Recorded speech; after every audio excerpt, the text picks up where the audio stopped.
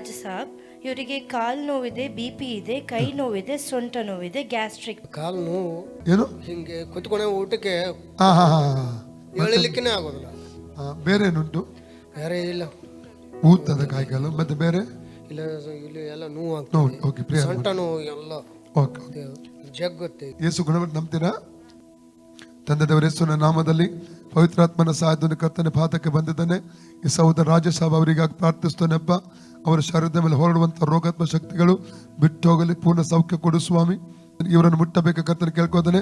ಇವರ ಒಂದೊಂದು ಬಾಡಿಯ ಭಾಗದ ನೋವುಗಳು, ಕಾಲಿನ ವೇದನೆಗಳು ಬಿಟ್ಟು ಹೋಗಲಿ, ಬೆನ್ನಿನ ನೋವುಗಳೆಲ್ಲ ಬಿಟ್ಟು ಹೋಗಲಿ. ಈಗಲೇ ಪೂರ್ಣ ಸೌಖ್ಯವಾಗಲಿ, ಸೌಖ್ಯವಾಗಲಿ, ಸೌಖ್ಯವಾಗಲಿ. ಯೇಸುವಿನ ಬಾಸುಂಡೆಗಳ ಮೂಲಕ ಈ ಸಹೋದರರ ಗುಣವಾಯಿತು.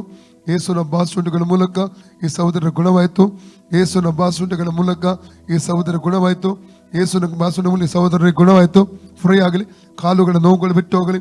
ಇವರ ಬಾಡಿಯ ನರಗಳ ಮೇಲೆ, ಮಾಂಸ ಕಂಡ ಎಲುಬುಗಳ ಮೇಲೆ ಸೌಖ್ಯ ರಿಲೀಸ್ ಮಾಡ್ತಾ ಇದ್ದೇನೆ, ಸೌಖ್ಯ ರಿಲೀಸ್ ಮಾಡ್ತಾ ಇದ್ದೇನೆ. ಎಲ್ಲಿ ಕೂಡ ವೇದನೆ ಇರಕೊಡೋದು, ನೋವುಗಳು ಇರಕೊಡೋದು.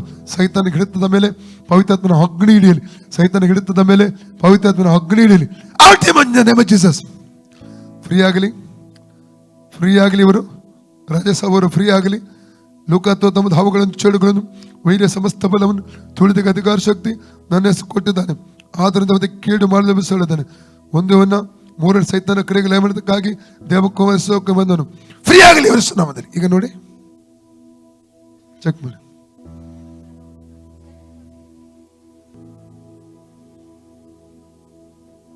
ಇಲ್ಲ ಅಲ್ಲ? ಓಕೆ, ಹೇಳಿ.